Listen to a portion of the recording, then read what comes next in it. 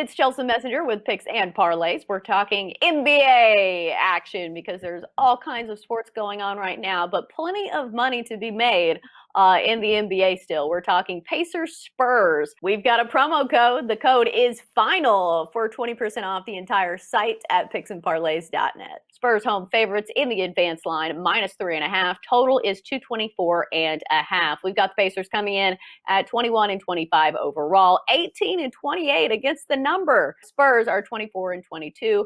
25-21 against the number. And kind of as I reference in that against the spread record for the Pacers, they've been a little underwhelming and not quite meeting standards, even for a team that wasn't expected, to be the Nets or anything. We've got Chip Chirimbes joining us to break this one all down for us. Chip, your thoughts on Pacers Spurs? I look at the Pacers ever 2 years ago since they lost Victor Oladipo or whoever he may call himself. The Indiana Pacers just haven't been the same team. Like you mentioned, 18-28 against the number in the last 46 games. That's a large sample, and that's a really poor record. And surprisingly enough, Chelsea, they're 13-12 straight up on the road, which doesn't really figure. San Antonio's 12-15 straight up at home. So you might think that Indiana would have a little bit of an edge here, but they lost 7 of the last 8 in this series here, and that's to the number. And they've lost their last 2 games out. I just don't see the Pacers putting it together.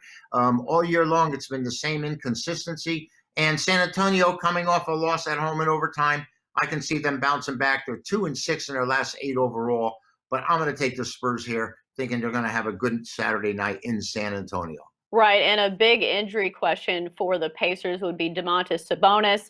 He's questionable for Friday's game, so I'd assume it depends on if he plays in that game. But he is a big part of their team. So if he doesn't play in this one, obviously this number will probably move. That's probably why the Spurs are favored as of now. And also, obviously, they're at home. But any thoughts on a total of 224.5? You like it, you love it, or no strong feelings? I really have no feel for it. It's I looked at it, before we came on to do this segment, and I really couldn't get. I think I'd want to say over. I'd want to say over just because of the general way NBA games go nowadays with very little defense and a lot of three-point shooting. I'm really afraid of Indiana's offensive output. Right, and especially if it's a blowout. The blowouts are, notorious for killing totals. So that's the problem in the NBA if you're playing totals. Anything else you think better, Chanel? Yep, we're going to be posting 3 NBA games Saturday, and we have the NCAA out there. We're already online right now. Follow the buy links. We got a trio of winners, including a huge total for Saturday's action.